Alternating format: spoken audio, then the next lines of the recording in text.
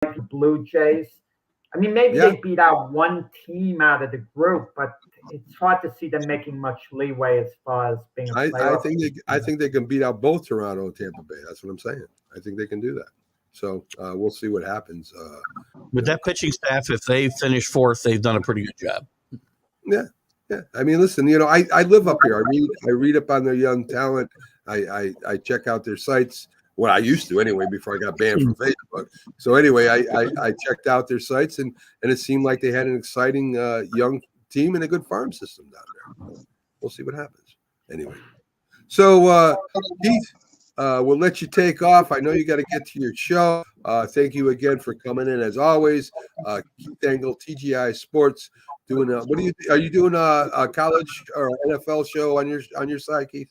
We'll be covering pretty much everything. It's literally the stream of consciousness. On Sundays, we're all over the board. It could be movies. It could be anything you want to talk about. So, but there'll be a lot of NFL, yes, for sure. Sounds good. Stay on Roku, folks. He'll be right there. Take care, Keith. All right, guys. Yeah, Keith. Have a good one. So there you go, folks. Keith Engel, and he always sticks around at the end just to see if we have any snide remarks that we're going to make after he leaves. No, Keith. Anyway, thanks for joining us as you always do, Keith. So back to the draft, folks. Let's start off with the Carolina Panthers. Sonia was all excited that they made it into the first round, and then they traded away their second pick in the second round, our first pick in the second round. I mean, how do you think the Carolina Panthers did, Sonia? Actually, I'm pretty excited about the draft.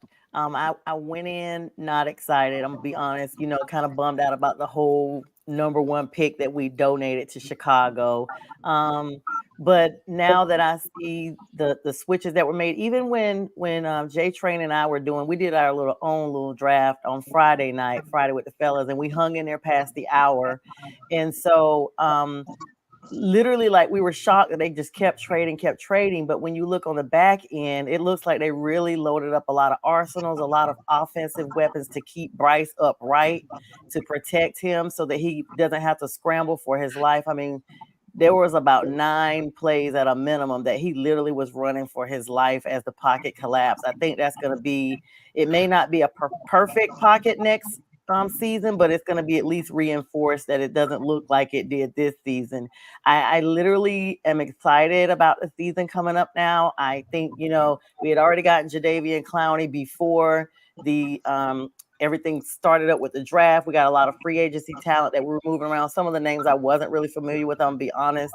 However, once we got some, even we got Plummer like last night in the very last as a backup quarterback to Bryce. And so I feel like the Panthers are trying to invest long term now.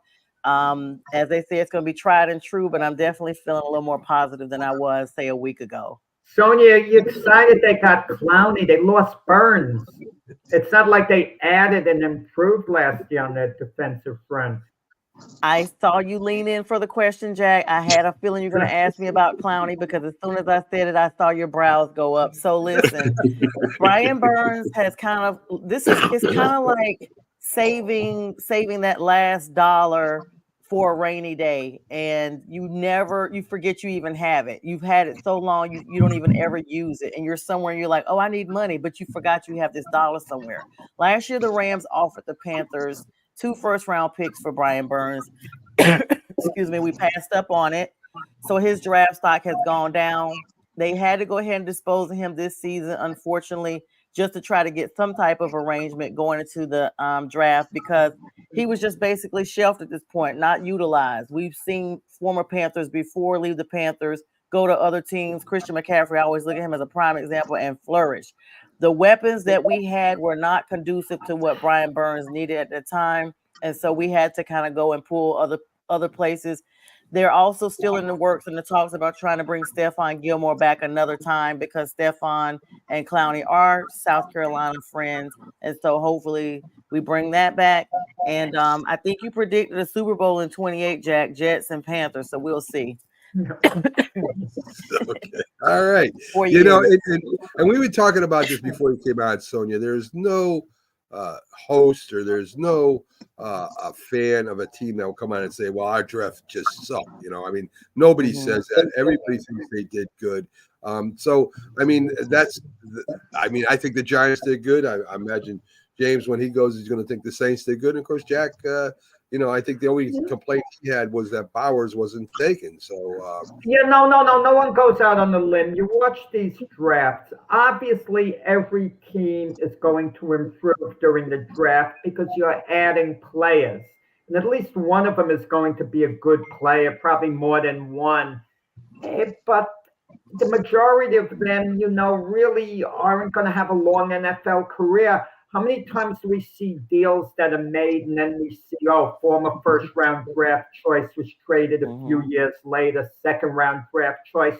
You're basically getting them for a cup of coffee and a sandwich, that player who was rated so highly, And in the night they're drafted, we hear from all these analysts, they're going to be a Pro Bowl in a couple of years and this and that. And teams aren't bold to take a chance. The Panthers took a chance on the running back Brooks, who has maybe a lot of upside. But teams get too scared to make certain moves. They get very conservative. It's like the coaches, they're worried about getting fired. So they're just thinking about next year. A lot of them aren't thinking about the big picture. Yeah. Well, for me, I would, I'm going to be honest with you, Mac. And J Train can probably tell you, because we're in a chat on a daily basis talking about our teams and drafts and whatnot. Like, even as it was happening and we weren't even on the air, we were just I'm in their chat with them, the fellas I'm talking about. And people that I was like, I don't know about that person. They were like, no, you need to look them up. They really are good. So I would come on here and be like, you know what? I'm not going to even hold my breath. I don't know. I would really be honest. I'm that fan that's super honest. I will say I'm very impressed with Xavier Leggett, Leggett, however they pronounce it. I will say I was very impressed by, especially the fact that they moved up into the first round, because I didn't expect them to be there. And they got the very last pick of the first round. He literally had 50 for 50 balls in his senior year and home run plays, and over 1,200 yards, 7 touchdowns, and 71 receptions. I think he's going to be really, really good. And then they added, like we were talking about earlier, the running back. That's going to really back up Chuba Hubbard a lot. No, he probably won't be a Christian McCaffrey, but you just never know someone's true potential until you put them in the right situation. I think Dave Canales is really he's already planted the seed. Now he's watering and trying to cultivate a new system in Carolina. But that's a way of overthinking it. So the Panthers get a speedy wideout when they could have had Keon Coleman, who's going to wind up being the Bills' #1 receiver, because Coleman ran a slow 40 at the combines in comparison. So again, the teams overthink things. I mean, I'm telling you this in advance, that Coleman's going to be better than any wideout that the Panthers have. Well, the NFL poll voted, they voted A, B, C, A through F about the rank of each draft, and the Panthers were ranked at a B. So I'm good with a B. It definitely beats having a D or an F, which is what our season reflected. So fingers crossed. I'd like to put a wager on that, Jack. I'm thinking Xavier Leggett is a much better receiver than Coleman. And well, part of it too. I would win that bet. We're not going to bet, but I would win that bet, because keep in mind who's going to be throwing to Coleman in comparison to Leggett. I mean, let's be honest. Josh Allen is going to be. I would say look at the two teams that they played for. One played for a high vaunted team, and one played for a terrible team in South Carolina, and he still outshined him with a decent quarterback. The guy ran a 4.39. He jumps 42 inches in vert, and he's got great hands as well, just as good. Who he's like? I'm gonna tell you who he's like. He's like Jalen Hyatt. All right, that's who he's like. He's better. Oh yes, he is. Yeah, he's fast. Right. He can break down the zone. His hands are questionable, and not only he's not good on the route yet. He's got a lot to learn. I think Jack is right. He got a great possession receiver, a big guy for Buffalo there. Keon Coleman's not great on his routes. Keon Coleman is not great on his routes. but he's a big man. No, He can manhandle him. And Anthony's agreeing with me. He's definitely high at James. That's Fern. Anthony's a Giants fan. He's a Exactly. Giants fan. Take a lesson. That's Fern, Mac. You know him. Listen, He's a Giants fan. sit back and listen to the master wield his wisdom. No. You keep hearing these analysts with the Dolphins. Oh, they're fielding a track team because they got a bunch of speedsters. And they have a coach that's going to come dressed like a clown leaving the airport going to the hotel. And everyone's going to be intrigued with that. Yeah, there you He go. played in the SEC. I watch SEC, so I'm just telling you. I know the two players, and I'd be interested to see. Let's do like they do on ESPN and wagers some Mountain Dew or something, because I'm definitely taking Xavier. Yeah, well, yeah, you're. They'll have no one else to throw the ball to but him, Carolina. Keep that in mind. So you can't use stats. So you're calling y'all worry about if Aaron Rodgers go come back and not snap another Achilles. Yeah, that's a good point. That's mean. That is mean, but it's a good point. No. It's So easy to re-injure. I'm just saying. Welcome in CJ the Painkiller. If he lets me introduce him, I don't know if he's going to let me know. We didn't hear a word you said, CJ. We didn't hear a word you said. Everybody's coming in with the mic issues. Mac, why young people have to have these nicknames? Why can't they just have a name like you and I, Mac and Jack? They have to kind of I'm spice it Sonia. up like these speedsters and football. J-Train. Into this and that. I'm Sonia. I go by my name. Well, you're something like, what do they call you? Like the Southern girl something or other they call you. No, they don't. Oh, wow. That's horrible. You Northerners are so biased. We are. Wait, I admit it. See, look at CJ. CJ's biased. Go ahead, CJ. Can we hear you now? Go ahead, try. No. CJ, try going out and coming back in. That normally works. Right? All right, there you go. And I hope he says everything that he was going to say, because you could tell he was fired up. I don't know, J train. What is that, Jack? I mean, I'm the M train. You're the you can't be the J train. It's the H train. Yeah, but the big question in the draft is always best play as opposed to need. And it depends on, the situation. I mean, you want to balance it out best you can. Yeah, I agree. Some teams have needs at virtually every position. So, they don't go wrong. You obviously take the best player. You're filling in the need as well. I agree. So, Jack, why don't you give me your outlook? I mean, I know it's going to be great too. The Jack of the Jets trade draft pickup. Go ahead. Yeah, I mean, they addressed the offensive line with Fashanu, and that completes it. Great job by Joe Douglas in the offseason. But I would have taken Brock Bowers, and I know that's considered the uneducated pick, the glitzy pick. But Brock Bowers is going to be outstanding. He was far and away the best tight end in this class. I mean, he's not going to be a flop, Brock Bowers. Worst case scenario, he's going to be a good player. That's worst case scenario. Best case scenario, he's going to be, somewhere close to a Travis Kelce.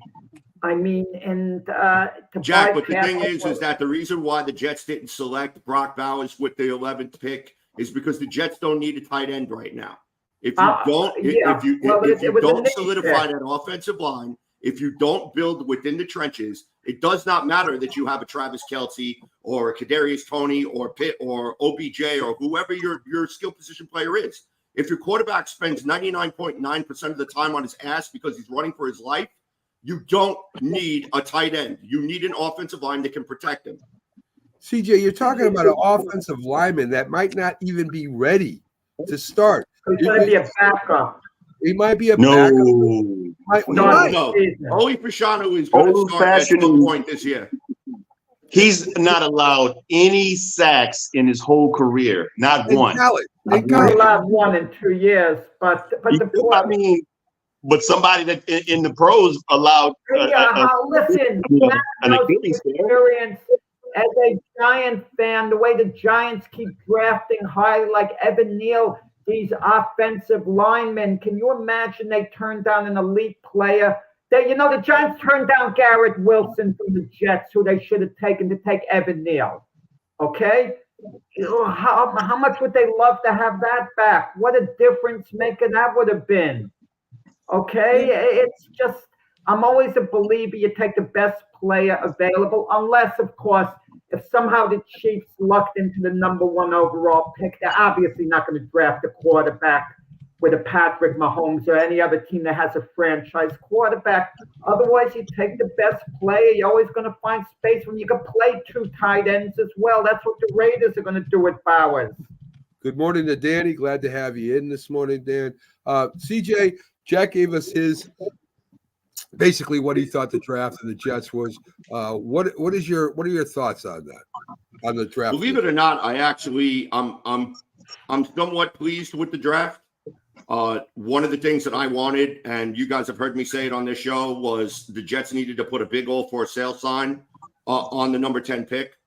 And, just for me, it worked out where even though they slid one spot down, they still got the guy that they had their sights on. And on top of it, Joe Douglas was able to recoup some more picks as well.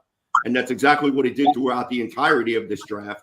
And then, by the way, Sonia, I have to give the Carolina Panthers credit with the fact that they made that bold move to get pick number 32 from Buffalo, okay, in order to get up into the first round. That was a bold move, all right? So for the most part, we saw a lot of surprises go on within the draft, but probably the most surprises that I liked that I liked so far was the fact that there were a lot of trades. And like even the Jets doing business with the Denver Broncos again, trading John Franklin Myers. Okay, I mean they basically cleared cap money off their books. They got another developmental player who probably in another year or two is going to be good, considering we keep the same system. And on top of it, you got your skill position player that you wanted in round 3. You got a couple of good offensive linemen. You added depth to the defense. I mean, I can't really sit here as a Jet fan and really complain about this draft because we didn't get the shiny new toy. Because we didn't need the shiny new toy. We need people that are going to be mainstays. CJ, I didn't have you on here to talk about the Carolina Panthers draft. I had you on here to talk. Don't get mad because he has my back. Okay, I'm sorry. Like you guys tag team me all the time. Talking over me won't work. Wow, all this Carolina Panthers hate. What's going on here? Well, that's how they do it. I don't hate because they see the victory coming. They see this, and you guys got to play us too this year, Matt. We are going to. Oh wow! Oh, so you're telling me we got a guaranteed W? Thank you for filling me in on the entire NFC South is going to sweep the Giants this year. Oh my God! I can see Bryce. You thought Bryce? You know what's going to be great? It's going to be our defensive linebacker sacking Bryce Huff about 5 times. That's going to be excellent. I'm so worried. I'm scared. The ticket will go up to maybe 250 a person this year. So James, you've been waiting patiently to talk about your Saints draft. Of course, you had a great draft. Go ahead. I think we had one of the best. Trust me, we needed it. Every single player that's on there. Getting Talisie Fuanga is how you pronounce his name. That guy's a nasty mauler, man. Another guy didn't allow a sack. And I know Jack is probably going to be like, well, you got a position in need. You could have got the defensive player, Dallas Turner. We didn't need it. I'd rather have the need pick because ultimately you see the quarterback that we had, he had broken ribs because an offensive lineman couldn't block for him. And we lost a guy in not the free agency, but we lost a guy to retirement. And one of the guys right now, that's our right tackle. There's a question mark about whether or not he'll ever play again because of an eroded knee. So we definitely needed an offensive lineman. The game is played in the trenches. You can't do anything. I don't care if you have the best skilled players on the outside. You can't throw it to them as quick as you try to. Max shaking his head. He thinks you got to be able to throw the guy within 2 seconds, but you can't get to him if you don't have a guy that can block for 2 seconds. So You're right. Derek Carr cannot throw to anybody in 2 seconds. You are correct with that. I mean, he holds the He ball had forever. broken ribs because he held on to the darn ball too long, made bad decisions. Right. Jesus. Well, There you again, I like we got Kool-Aid McKinstry as well. I mean, all of the Saints' history of drafting, going back to their 2017 draft when they had all those great players coming out. All those guys were value picks. They were positions of need, but they were all value picks as well. So we needed a running back. We got Kamara in the 3rd round. So yes, when you need somebody, it's better to get them in value than to just go out for like top round, and pick a shiny new toy all the time. It's not always great because ultimately the draft is a crapshoot. You don't know what you're getting in everybody. I don't care who it is. The first round, the first player overall. You don't know if the guy's going to pan out or not. So I think it's better, safer to go in positions of need and get value at every level. So Spencer Rattler, for instance, getting him in the 5th round was a great thing for us.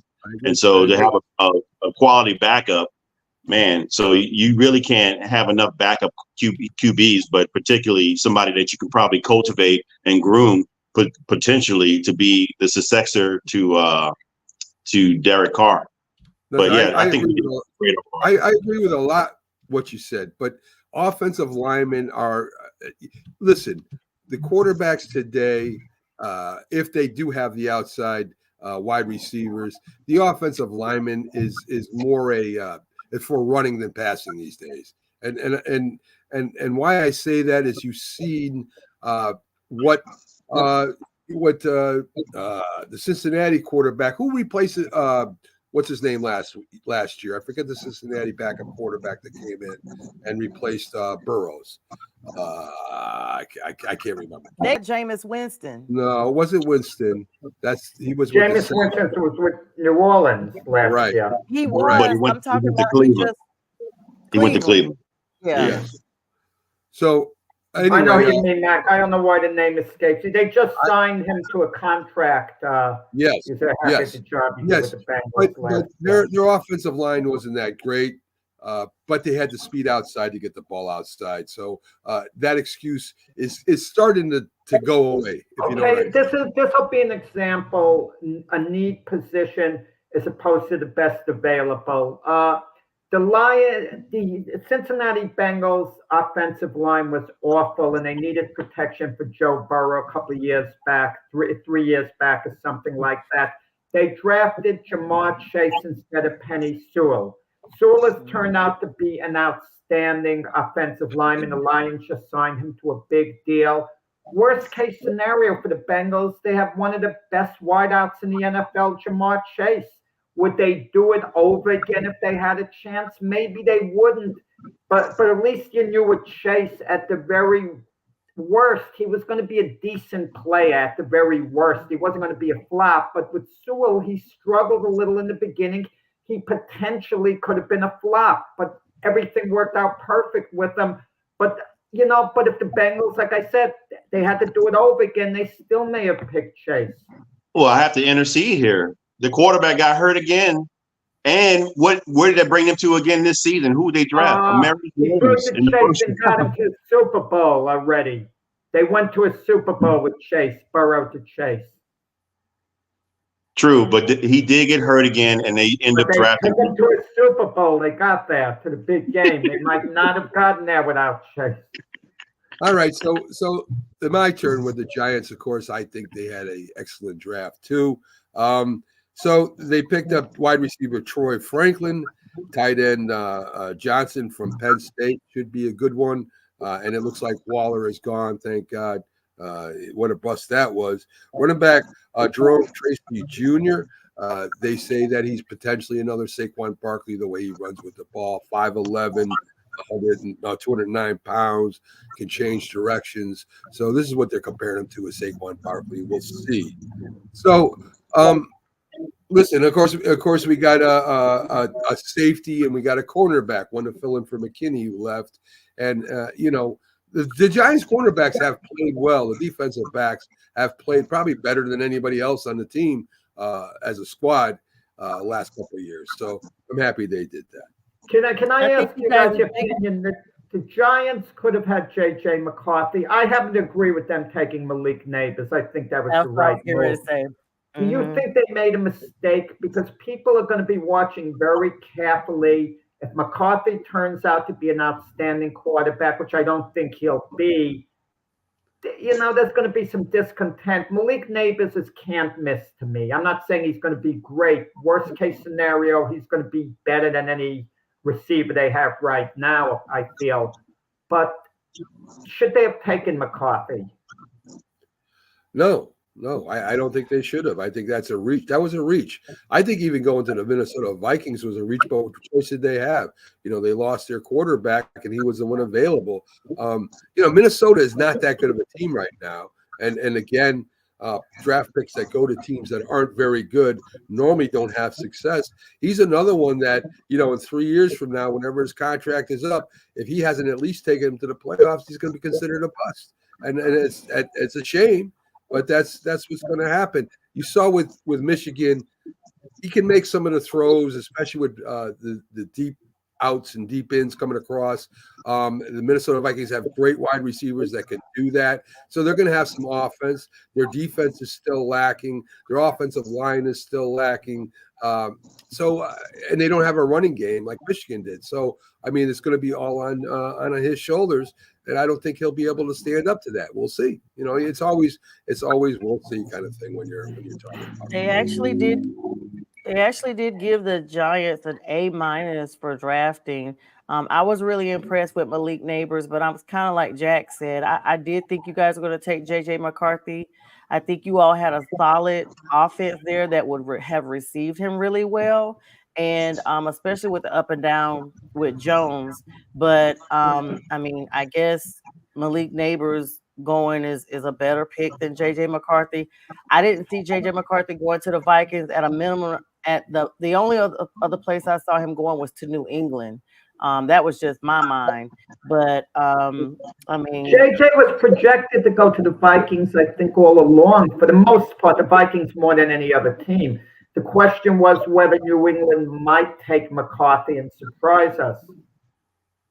Yeah, I remember them mentioning the Vikings briefly, but I don't know about all along, at least not what I read, but you probably know more about me. It's funny, on draft night, right before the Jets went at number 10, the Vikings made a deal with the Jets to move up one spot. And my immediate reaction was the Jets aren't going to draft a quarterback. They're not drafting McCarthy. They were scared another team, probably Denver, was going to offer something to the Jets at the last moment. So the Jets got a little bump in draft capital because the Vikings all of a sudden got very nervous at the end. They didn't want to take any chance. Mac's a big believer, and we have a difference in philosophy, but sometimes I do agree with Mac on this, whether a rookie quarterback is better served carrying the clipboard for year learning. I think it depends who's ahead of him. You take the case of Bo Nix at Denver. How do you carry a clipboard behind Zach Wilson or Jason Stidham? That's demeaning nearly to do that. Bo Nix is probably going to be starting, but McCarthy can carry the clipboard behind Sam Darnold.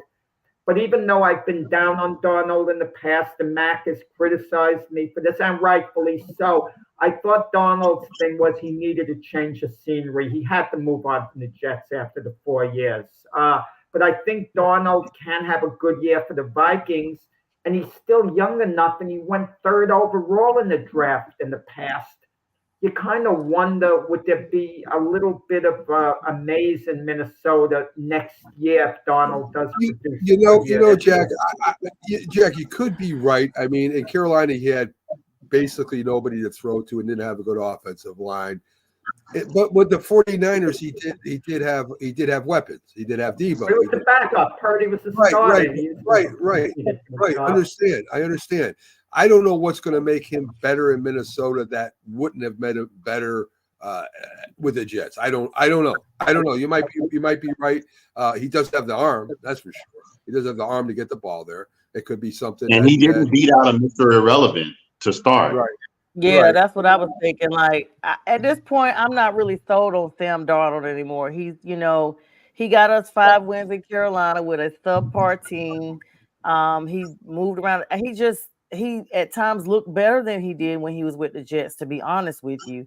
But now, once you start getting on that third team, it's kind of like your whole fiesta moment is kind of like starting to water down at this point, because you're like, why are teams moving this particular person?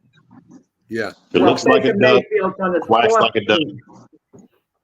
All right, James with the duck comparison, very, very clever. But just it's circumstance. It's not always the quarterback. In the case of Baker Mayfield, he was with the Browns 4 years. They would have stuck with him if Deshaun Watson wasn't available, but they thought they were getting an elite quarterback in Deshaun Watson. So it wasn't so much being down on Baker as being up on Deshaun Watson. And that's why they moved on. So it wasn't like Baker Mayfield flopped. And if you look at him now, he signed a 2-year deal.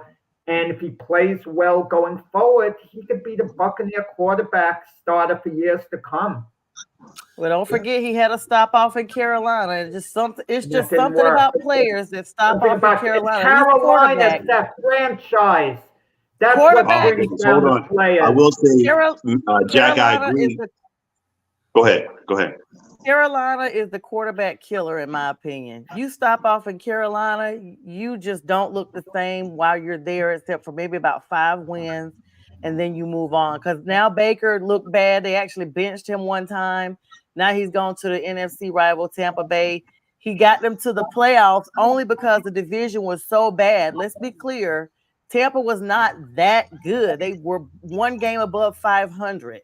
They only got to the playoffs because they had to choose somebody from our division to go to the playoffs, and Philadelphia was thinking up the show so bad that's how Tampa eked in the way they did. So they're not, they're banking on him, but I don't see that same repeat coming next season. Look at Atlanta, how they have loaded up, and in New Orleans, even though they're looking for their franchise quarterback, they still were 1 game behind them. Like, people were wanting the Panthers to beat Tampa Bay just so Tampa wouldn't have gone. That division could have gone to anybody. Sonia, that the only team Tampa Bay is going to beat out in the division is the Panthers. You made your point. They ain't going to beat us next year. They're not going to beat us this season. They're not. Carolina is the powerhouse of the NFC next year. I can't wait to show when they play us and we win, Mac, and Jack has to sit up there and eat crow. Okay, we'll see what happens with that. I don't know. Jack, I don't know if Jack even likes crow.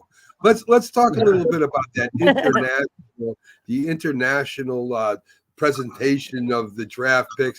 And you guys get that? I mean, they're in Germany. They're partying. The woman's holding a bunch of beers and they're playing some kind of music that nobody even knows. And then this guy pops out of nowhere and he says, with the pick they take.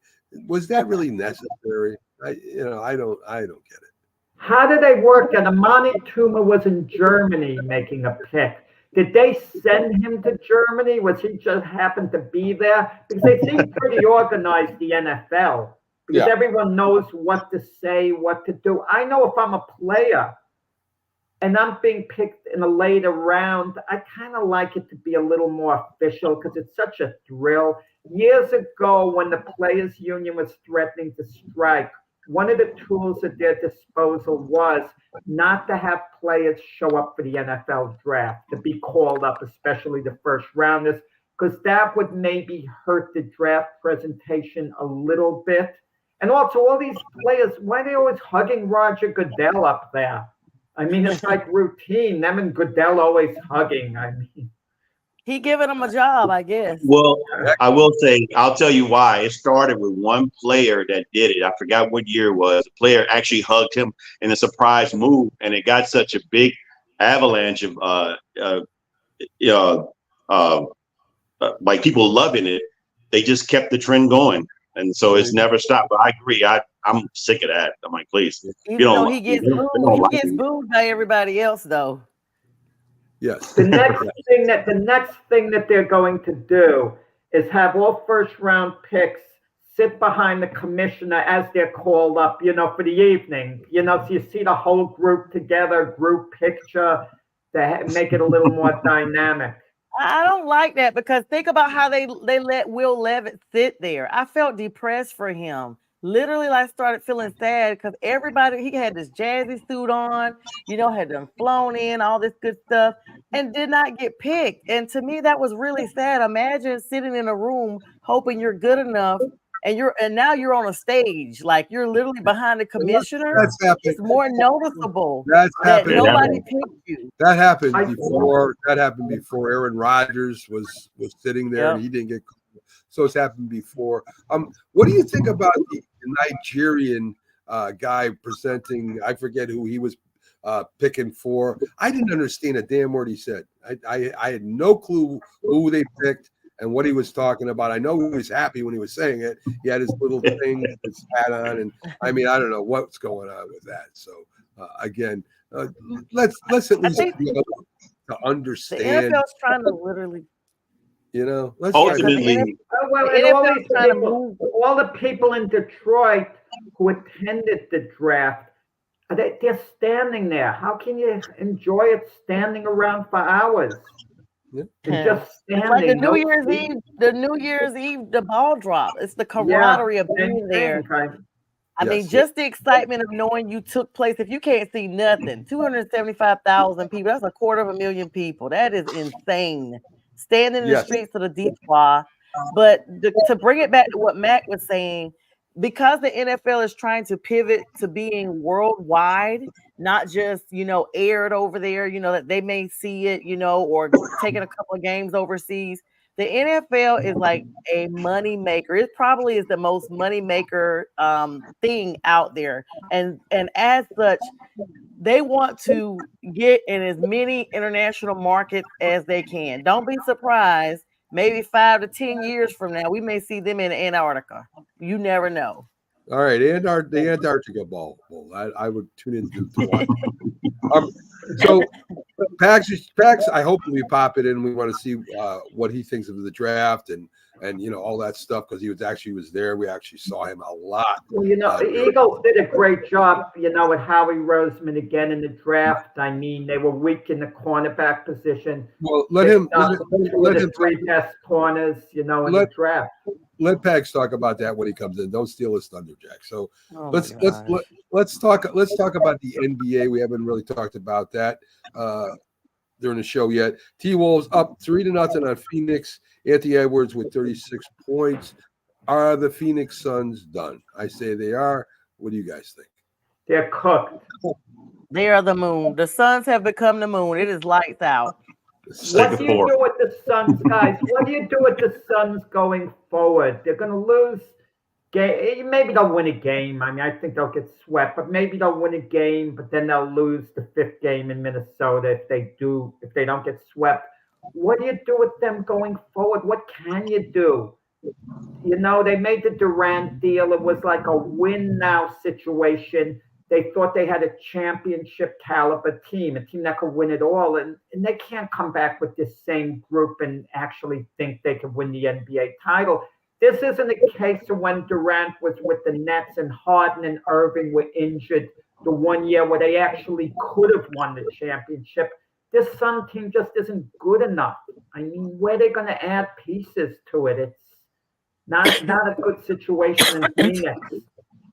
Yeah, they were supposedly have the best overall team when they put it together, and Durant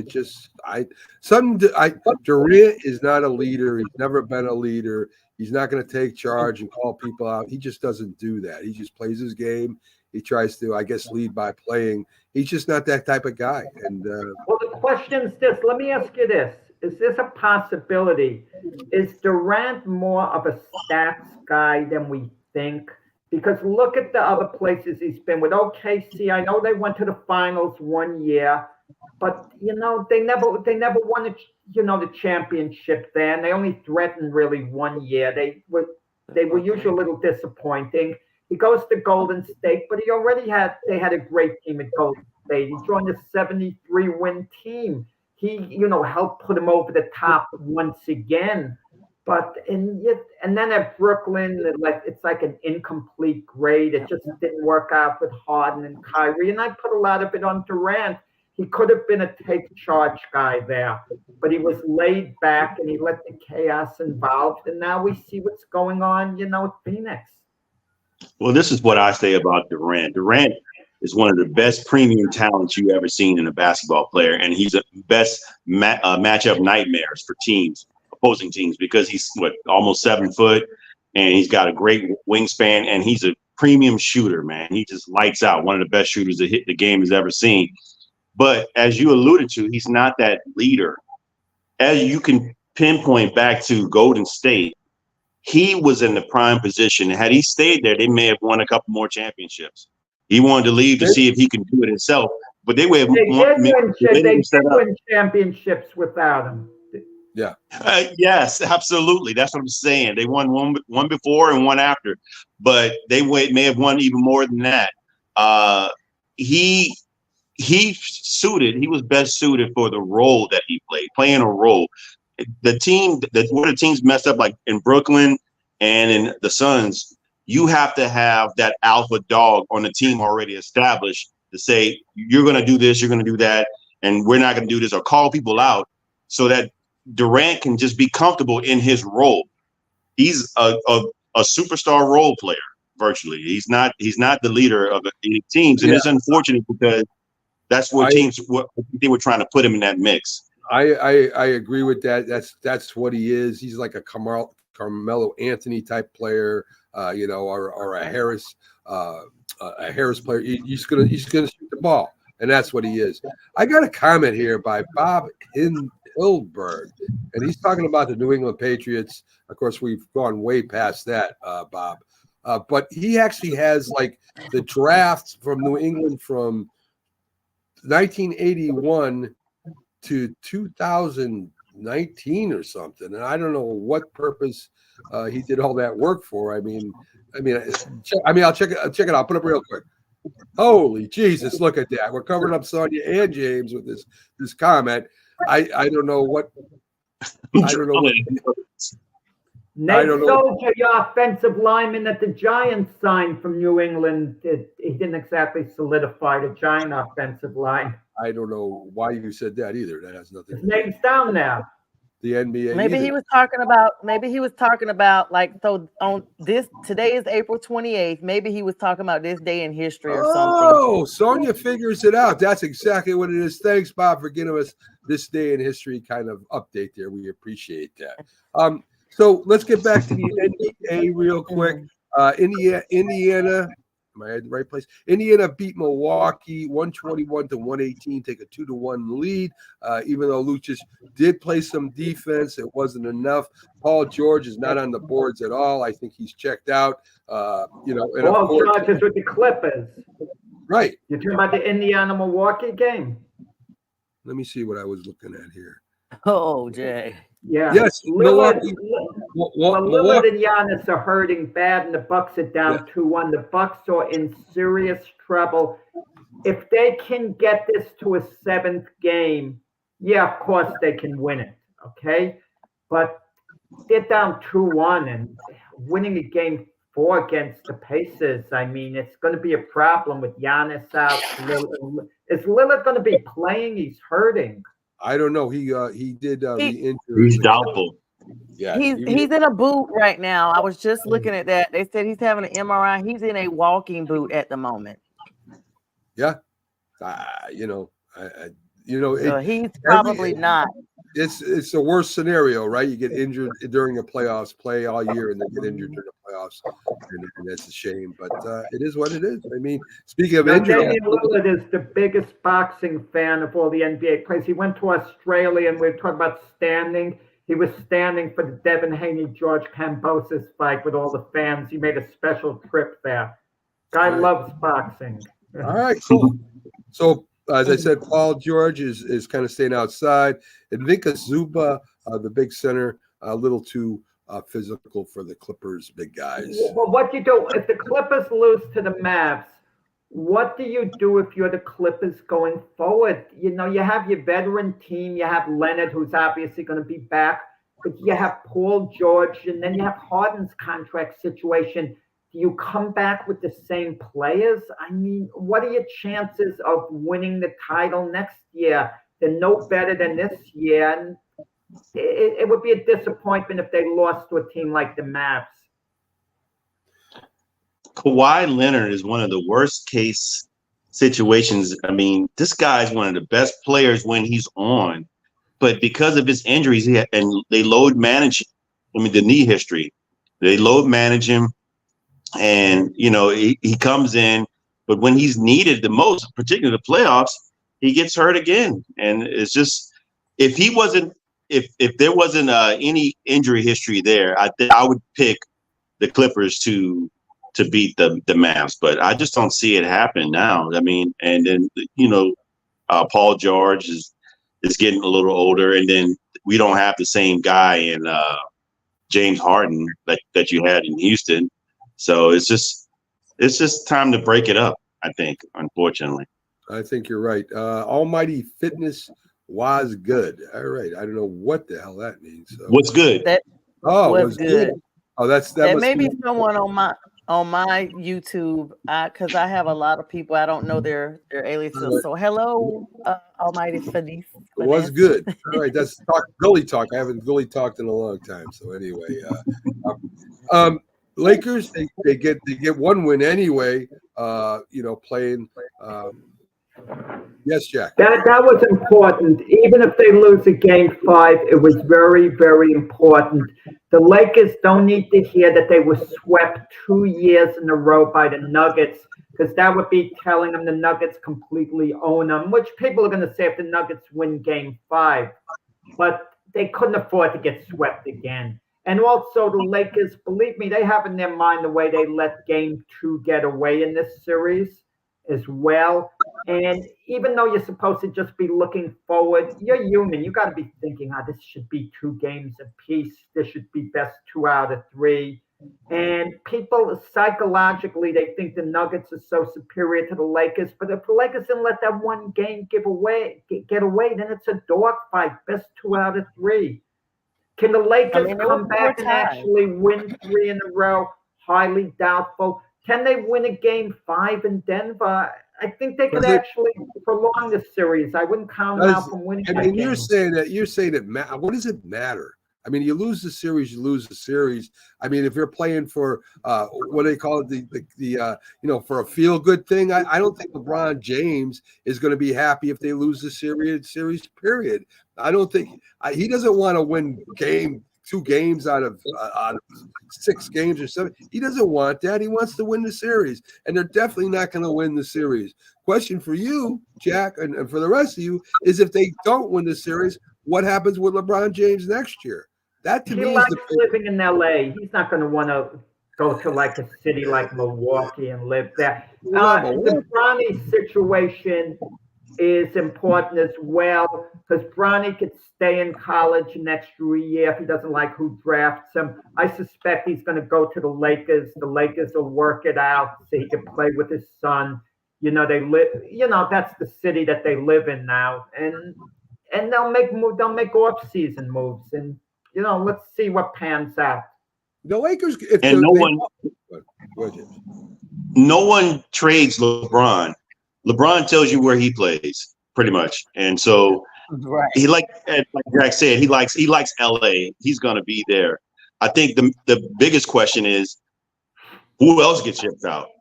If you look at someone like D'Angelo Russell, they kept him. He was in and out. I mean, 0 for 7 in the last game. I mean, you're the guy, the third person you're dependent on. He's got a good season, though, D'Angelo Russell, if you look at the whole picture. And what are they going to get for D'Angelo Russell? They're not going to get any equal value. He's not going to be in demand, so I see him coming back. Austin Reeves coming back. It's whether they can work out a deal, with the salary cap, this and that. Maybe a Paul George, something could be worked out. Maybe draft picks are given for a veteran who's in a win now mode situation. Well, I listen again. Very proud man, LeBron James, and I know he wants to win it all. And whether Bronny joins him or not, we'll find out. Maybe they don't play together. Who knows? Maybe they end up playing against each other. That would be awesome to see, wouldn't it? That would be like all see TV. What ratings you would have for that? No, LeBron wants to play with Bronny. He won at some point. Yeah, at some point. And I agree with you. Mighty Fitness. The Knicks will smoke Philly today. and a Knicks fan, and the Lakers he thinks should rebuild. I don't know how they could do that right now. But it will be interesting to see. Any other basketball news you guys want to talk about before I push on? The Celtics expected to win, right? I mean, that was no surprise for their 5 guys in double digits. Well, we thought let me say something about that series. The one big caveat for the loss was that the Heat had like 53% shooting from 3-point range. That hardly ever happens. That's the reason why they won that game. The last game they had, it was 32%. So they dropped down drastically. So they're cooked too. I think so too. Pelicans. Well, first Miami without Jimmy. Pelicans without Zion. They played well without him during the regular season. The playoffs and the regular season are totally different. The intensity is unbelievable. Sonia, I mean, what do you think? I mean, Zion is injured a lot since he's been playing. Just about to talk about that. That's all I want to talk about. What do you do with Zion Williams if you're the Pelicans?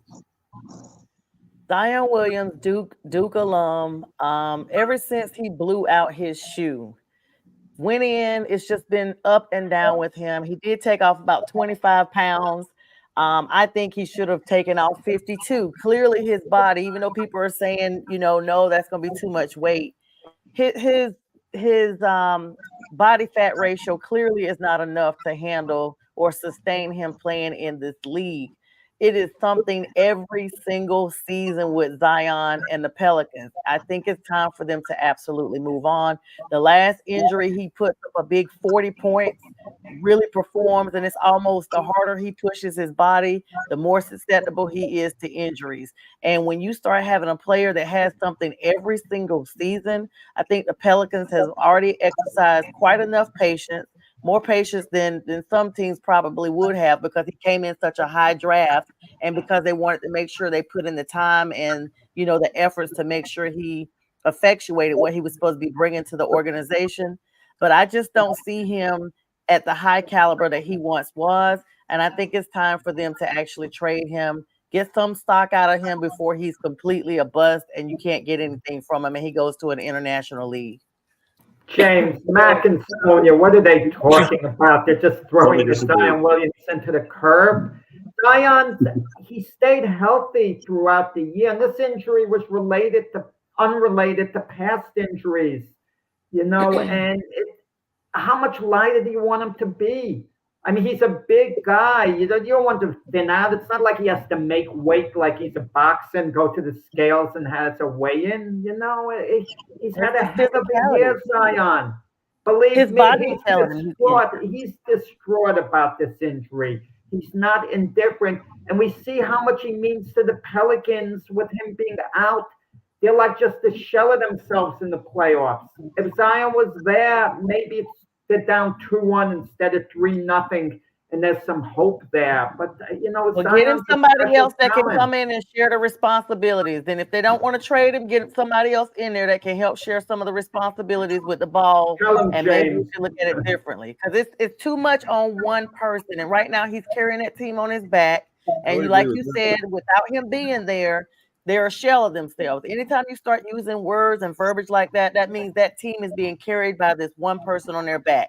You should never have a team that you're solely dependent on one person. Look at how the Philadelphia 76ers depended on Joel Embiid. They had a backup plan in place, but even with him out, they weren't still a shell of themselves. They at least had some help there, and they were able to kind of get to where they were until he got back. With Zion, it's not the same. They need to get him some help, or we're going to be having the same conversation next season with him being hurt yet again. I would say Zion has shown this particular season that he can stay healthy, and I'm going to go with Jack on this one. It was just freakish at the end. Again, the guy scored 40 and 11, and when you look at it, if he doesn't get hurt, they beat the Lakers in that game. I'm a LeBron fan, no one can stop it. And Anthony Davis is potentially the defensive player of the year. No one down there can stop it.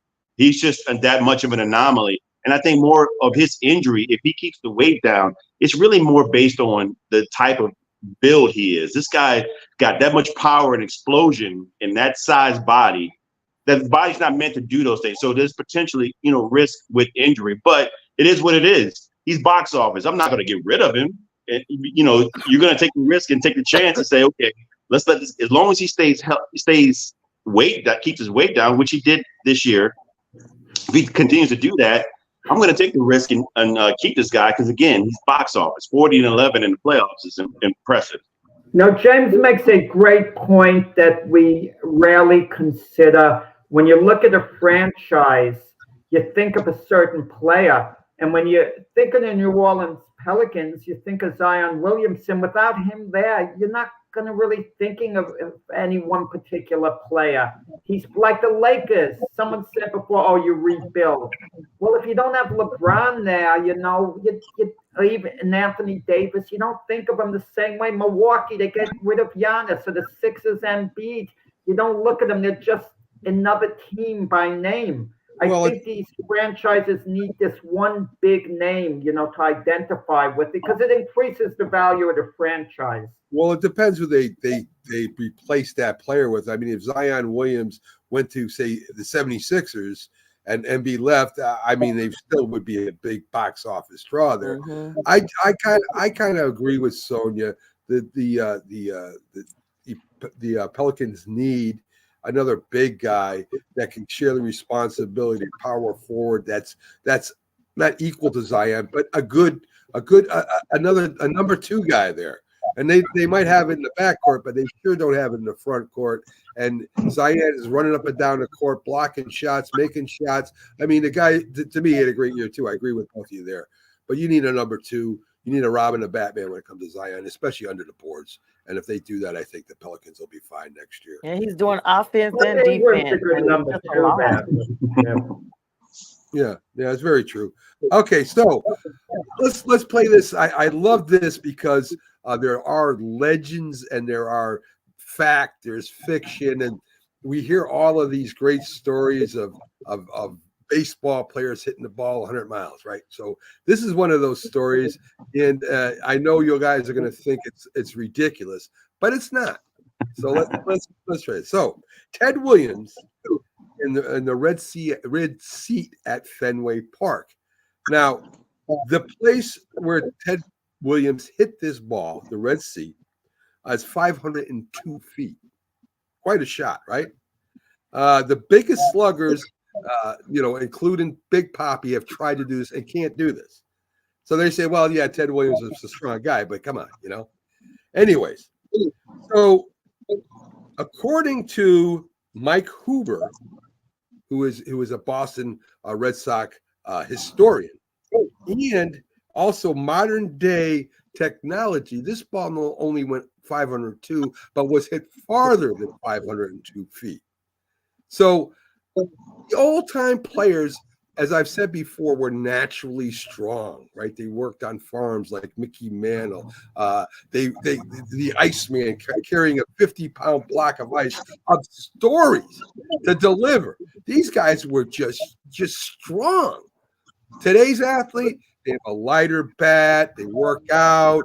The ball is tighter. I mean, they have a lot of advantages that they didn't have in the past.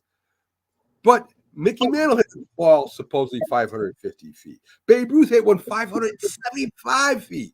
These are unbelievable shots that Jack, I already know Jack is kind of shaking his head at, but think about it for a minute. Babe Ruth was huge. He was a gorilla. He had a big barrel. He had big arms. He was a big man, and he carried a 48-ounce bat. Players, I don't know if they can even lift that bat today, right? And when he swung that bat, when he got his barrel through that ball and extended his big arms and snapped his wrist, of course that ball exploded off that bat, that heavy bat, that loose ball. So, again, guys, fact or fiction? I'm going with fact. You got me thinking, Mac. You got me thinking, actually, because when I played baseball in high school, I used a 34-ounce bat.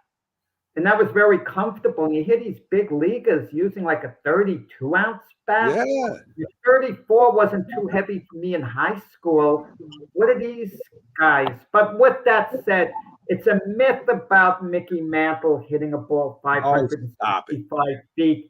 It probably landed somewhere and then it rolled. And there was no science. That counts. It counts. The roll counts. No, the roll. When it rolled after it landed and started rolling somewhere. It was on top of a roof. He hit it on top of the roof and it rolled. And then maybe I fell will off. say this for Mickey Mantle. He came the closest to hitting a ball out of Yankee Stadium that hit the facade on the top. The athletes today are stronger generally because of the weight training. They're better conditioned. Babe Ruth had a big back. You could tell he was a powerful guy. And if you dropped him off in today's game with the technology, the weight training, he would be fine. But you can't. I don't want to hear they were stronger back, and maybe they were tougher. Maybe they were because of the circumstances they had to live in. They were men. They drove rivets into bridges with a hammerjack. My grandfather did that. These guys were just naturally strong because of the work. Well, maybe naturally tougher because of the circumstances they were living under. But I won't say physically stronger. Sonia, please help me out here. I mean, the men. I do. Yeah, I was thinking when you were talking about that, and I just looked it up. I was thinking about modern day players. Jorge Soler, when he was with the Braves, they found one of his balls out by the train tracks. I remember that, and I was like, "Wow, that's like way out." And you would think it's more feet, but when you look at it, they're only measuring it at 468 feet. So I think this is fact. Like you're saying, the dynamics of how they are making the ball, making the bat, is just a different game altogether. I mean, we see it in sports across the board, how the padding and everything has changed for football players in the NFL. It's just a different thing as technology, grows, and we learn how to do things quicker because, it's always instant gratification. Unfortunately, you're getting a less athletic athlete in comparison to the past, because if they're picking up 48-ounce bats, I don't know anyone that could still. They're just not working out the same. I'm not saying it's impossible, but it's kind of like how we evolve as man and the human kind as a whole. Yeah. We make the adjustments to adjust to the surroundings in our environment, and so it's a different type of standard. I agree. And James, I know you laughed about that 50-pound. It's true. They carried a 50-pound bike with tongs upstairs, 20 flights of stairs to deliver somebody's ice for them. These fishtails are getting bigger and bigger. It's true. It's true. I'm telling you, it's true. I'm not saying it is not true, but are you naming more than one person than Babe Ruth carrying a 46-ounce bat? No, not at the time. I don't know what Garrick. I imagine Garrick's bat was pretty big too, but I don't know.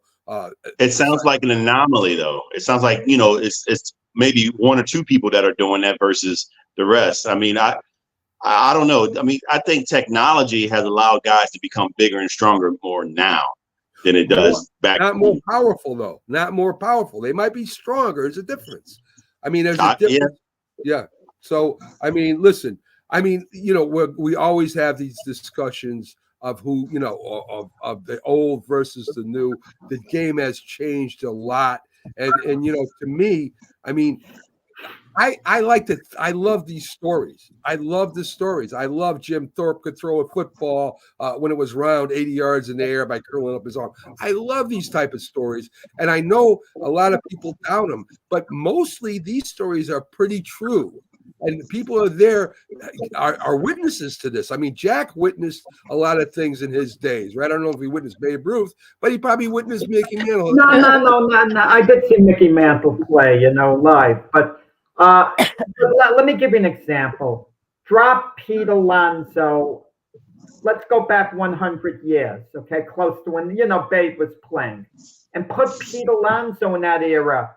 Pete Alonso's going to hit 60 homers as well. He's going to hit 65 homers against that pitching. Not even the dead ball era, Jack. That was a dead ball era. Dead ball era. Okay, good point. When you get a dead ball, the ball has a lot to do with it. And the baseball was, I think at that time, was horsehide. It wasn't cowhide. It was a thicker ball, and it wasn't stitched as tight as it is today. They do that with machines. Pitchers did not throw nearly as hard. Not nearly. I agree. And that's a big factor as well. I agree. I don't. But they throw in the high 80s. I don't disagree with that, Jim. Fastballs would come in the high 80s as opposed to the high 90s of today. All right, so with your argument, then wouldn't that mean that the batter would have to generate more speed and power to hit that ball out? The modern athletes are better, point blank. I'm not living in the past. Sometimes you get an athlete from long ago who's ahead of his time. Wilt Chamberlain had that great athletic ability. He'd be great today. He was ahead of his time. Jim Brown would be an outstanding running back today. He was ahead of his time. 50 years from now, Michael Jordan would be great because he was way ahead of his time. But all in all, the athletes are bigger, faster, stronger. You can't live in the past with these things. I can live in the past all I want, Jack. I'm a grown man. Sonia, give me your best fact or fiction sports story if you got one. Put you on the spot. Man, that's tough, ain't it? It's unless you're ready. Very tough. Yes. Give me a fact or fiction story about Cam Newton. Okay, that's easy. Let me phrase it. Fact or fiction?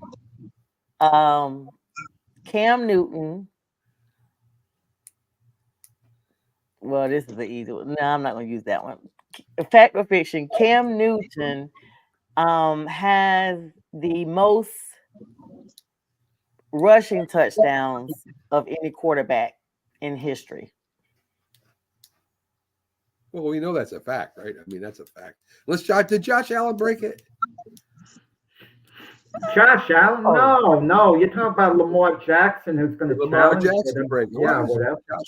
Someone broke it? No one broke it. I think Lamar Jackson's trending that way. I don't know. I will say Josh Allen, I'm a Josh Allen fan because to me, he reminds me so much of Cam, the style of play and everything. Even their physique is very similar. I think they're the same within maybe 5 or 10 pounds weight-wise, but the same height, everything. I actually remember wanting to get Josh Allen for the Panthers after Cam left. It's ironic, Sonia, that Josh Allen in the same draft, Baker Mayfield and Sam Darnold were drafted ahead of them. But it's ironic, too, we think of that quarterback class as being a flop outside of Josh Allen, but Mayfield and Darnold are going to be starting this year. Well, seventh year in the league. What is your infatuation with Sam Darnold? Before you said I'm just saying he's with the Jets. When he's with the Jets, Jack, after 30 years, get rid of him. He wasn't saying keep Sam Darnold. Trust me. So I don't know. They had to move on from him. They had to. Yeah. All right. So James. Okay, let me give another fact or fiction. Let me give another fact or fiction. This is gonna be real quick. Right. Cam Newton has, I don't know if I could, okay, fact or fiction. Cam Newton has over 35,000 yards in his history. You looked it up. I see you looking it up. That's not fair. I mean, I did, but I'm telling you, like, is it fact or fiction? Fiction. What? Fact for me. You're saying fact? You're saying fiction? Yes. What do you say, Jack? I'll go with fact. Mac is right only because it's 32,382. So it's right under 35. Thank you. But that's so close. What does it matter? I mean, it matters, Jack. That's clear cut. Jack, you'll get your chance. I want to go to James. James, give me your best fact or fiction Glad you went to James because I got no example right now. Well, you got to talk about a boxing one. We'll get you with a boxing one. Let's talk about Drew Brees. What do you? Well, let me go to the Saints. How about just the Saints? I got a good one for the Saints. All right. So, fact or fiction? The Saints had a kicker who was a disabled player Yes. that held the record for the longest field goal in 63 yards for the longest time. It's been broken since it's been broken. That's But easy. is that fact or fiction? That's Fact. easy. Me and Jack. Yeah, me and Jack know Fact. that. He's Sonia does. Tom Dempsey. Half a foot. Tom Dempsey is his name. Yeah. Yep. You gotta He had a I club knew that foot. was a fact. As soon as you start talking about it, I'm like, oh, I know a little bit about the Saints. There you He had a club Well, foot. you know, that would be an example we were talking about a little while ago about the modern athlete compared to the old timers. He had that 63-yard field goal that was an NFL record at the time. At that time, a 50-yard field goal was considered to be a monster kick. Yeah. Monster kick. Okay? And now in this era, if your field goal kicker's missing 55 yarders on a somewhat regular basis, he's gone. He's expected to make those kicks. But in the past, there would be a crapshoot. Yes. It's So, easier Jack- to do. It's easier to do a true or false of the league as a whole than it is an individual team or player. Well, you should have thought about that before, Sonia. I'm Well, you kidding. said Cam, and so I didn't use the one I was gonna ask. Well, I figured that would help you out because you kind of stumped there. For a minute. Hey, Jack, fact or fiction in boxing? I know there's a couple boxing scandals that are out there still. With Ali, was it a phantom punch with the? Listen, But that's all opinion, Mac. That's what Involvement. drives me crazy about guys like you. You misrepresent what's backed up. One dang. plus one is two. That's a fact. That's a fact. The rest of this stuff is opinion stuff. Okay? I mean, That's a matter of opinion, Jack. Get it? Good. yeah, no, it is a matter of opinion. I mean, with facts. Okay, I'll give you a fact.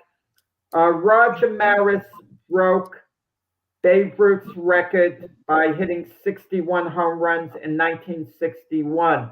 Was Roger Maris, Roger Maris was voted MVP that year. Was he ever the MVP any other year? Yes. No, Yes. I think it was the MVP in his rookie year, if I'm not mistaken. I Here's say Kansas no. City in his rookie year, Mac. Well, his I first say year- no.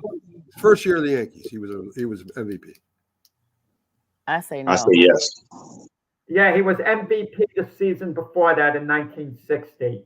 He beat out Mickey Mantle in the closest race, in MVP history. All right, give us a boxing one. Can I Go ahead. just tell a fact real quick? I don't know if you guys talked about it when I first got on here. Just real quick. This is super cool. So, fact or fiction? Nick Saban was on the commentary for the draft, right? Everybody knows he left Alabama. I guess I should just say true or false. Fact or fiction, I guess. Every single position that Nick ever coached was drafted at the draft. Like every single position, like he had someone from every position he ever coached in person selected in draft. Is that fact or fiction? Wow, that's a great question. Wow. I mean, I know the answer is going to be fact, but I would think fiction because drafted at some point? Any Drafted. round? Yeah, drafted. Yeah.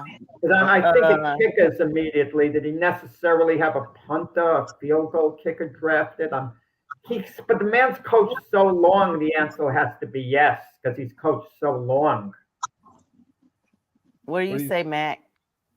Listen, Nick Saban, I mean, it wouldn't be a first round draft pick, right? We're not saying that.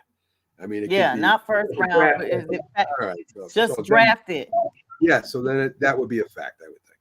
What do you say, James? I said fact at first until I thought about what Jack said. He's had some really bad kickers in some of his era at in Alabama. So maybe I'm going to go with fiction because maybe the kickers didn't get drafted. Okay, so let me tell you the answer. Vikings pick of Alabama kicker Will Ricard means a Nick Saban coach tied player at every position was drafted. So you're wrong, James. And this So it just happened. That was the first one, right? Yeah, that completes his cycle of drafting. So it's fact. Yes. Finally, he had a good kicker. Yes. I finally had a good question. That's a great question. That was pretty good. Fact or fiction? Joe Namath won the Super Bowl for the New York Jets. Fact. No, stop. I already know where he's going. Fiction, Mac. The Jets never won the Super Bowl. Oh my God, I forgot. I just thought about him coming in with his fur and all that and his glamour and promising. I'm so sorry, Jet. I'm sorry, Jet. That's a steal too. He threw a shot at you. I'm so sorry. All right, so today the Knicks are playing the 76ers. Anybody got the scoop on the rest of the games? Is Minnesota playing too today again? You know? They are. I mean, with Minnesota, it's over 3-0 against Phoenix. Yeah. Phoenix is not coming back and winning 4 in a row. I don't even think they're going to win another game against the Timberwolves. Did the Timberwolves have enough to beat the Nuggets? It's going to be close. It's going to be. It'll be good. I think they're younger, and you know, they're that may propel them over the top. And they don't know no better. That's a great place to be. You know. Are we overrating the Nuggets slightly based on them being the defending champions? If you look at their whole body of playoff work, it's not impressive outside of last year. The whole West got better. As long as they got Jokic. The West got better, and Denver pretty much stayed the same. So they really didn't add nothing for last year. So I don't think Timberwolves and Suns play tonight at 9:30. I think the T-Wolves finish it tonight. Who knows? Yeah. You know, and the East doesn't seem to have much suspense because it's hard to find a team that could, you know, actually upset the Celtics. Cavaliers Orlando is starting to become a fun series. Orlando won, right? Orlando coming back and winning the last two. Yeah. Orlando's got to shoot from the. If they make their outside shots, they can. Orlando, you know, Orlando might win it. I don't think they will, but I think they may. If Cleveland loses to Orlando, what a terrible result! 2 years in a row to get bumped early. You know, it's one thing with the Knicks. But a team like Orlando, who they should clearly be better than, that's an upstart team, to get upset by Orlando. What does that say for the Cavaliers going forward? I mean, they're trying to sign Donovan Mitchell to an extension. They don't want him to leave. That's very important. But where the Cavaliers going? They have good personnel as is. I mean, it's alarming if they actually play poorly enough to blow a 2-0 lead and ultimately lose to the Magic. I was looking at Donovan Mitchell's scores the past two games. They held him in check. I don't know if it's his injury that he had with his knee, but he really didn't look good the past couple of games. And Orlando at home looks dominant. And Cleveland at home looked like they barely won the game. So I'll be honest with you.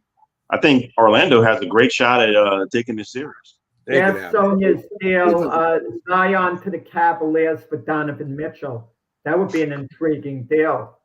Cleveland. I mean, Pelicans won't do that. Cleveland's got better board action than Orlando. You could have great game shooting outside, but it doesn't happen all the time. I think Cleveland still beats Orlando in the type, maybe 7 games, maybe go 7. I thought 6. Magic is over. The Magic now, is you were trash. talking about the old time players, Mac. I don't know why I came across an interview with Bob Costas. He had Wilt Chamberlain and Bill Russell together. And Wilt Chamberlain was saying at the time, shortly before I passed, that in today's NBA, he thinks he could average 70 points a game, which is ludicrous, of course. Well, with the way they don't call fouls now, I don't know if he'll do 70, but I think he could do maybe 50, 60, 55 points a game. I think he could. I mean, you can't touch anybody anymore, can you? Oh, yeah. Right. That's the thing. You can't foul. Bill Russell Like Bill that. Russell might be a scoring leader today because you can't touch anybody. No, Bill Russell And he- wasn't a scorer. he was a known during about- his time. He could if he wasn't wanted a to. scorer. He could have, Jack. We already had this discussion. No, he was just wasn't a natural he was a scorer. scorer guy. I mean, he was probably the first point center in history of the NBA, I would say, right? I mean, he brought the ball up the court like the centers do today. So, that's- No, he is Bill Russell. I mean, he handled the ball well, but he didn't really bring it down the court. I mean, Oh. the term point guard was invented later on, and people tend to catch on to a phrase and they go with it and they never question it. It was like the nonsense when a player would make a foul shot, they clap their hands. Now they go to shake his hand after every foul shot. Stop this nonsense. It's like the players are like robots the way they're acting. All right. Well, there you go. Jack with non-handshaking after the foul Yeah. shot. Yeah. How about if they Yeah, start? like even at the end of games, players used to take a shot at the buzzer to end the game if their team was up 20 or down 30, and now it's considered a sign of disrespect. It's no sign of disrespect. I also in football, if one team is up by 4 touchdowns with, let's say, 6 minutes to go, they should be allowed to throw the ball with their second string team. Game's over. Give the players a chance to work on something on the game conditions, but the other team's too sensitive. Oh, gee. So what are you supposed to do? Take a knee and let them throw the ball when they're 4 touchdowns down? What is They this? do it in college. What is this, Jack? What grinds my gears segment here? I mean, come on. I'm mad. I'm letting all my resentment out here. Jack. The Jack Show. Yeah, really. I'm just Introducing resentful the over Jack all these Frustration sensitive- Show. Yes, that's what it's called. Get on the machine, run a little bit, you'll be fine. Folks, we're going to end a little early today. Philly Sports Guy didn't come in. He was scheduled to come in, so maybe he's flying back or whatever he's got to do there to get back to watching the 76ers get beat by the Knicks. I'll be happy about that. Continue watching Roku. We're up all day today, all night, especially at nighttime. Have a great Sunday, folks. I hope we entertain you for as long as we could, and have a great Sunday. We'll see you tomorrow. Have a great one.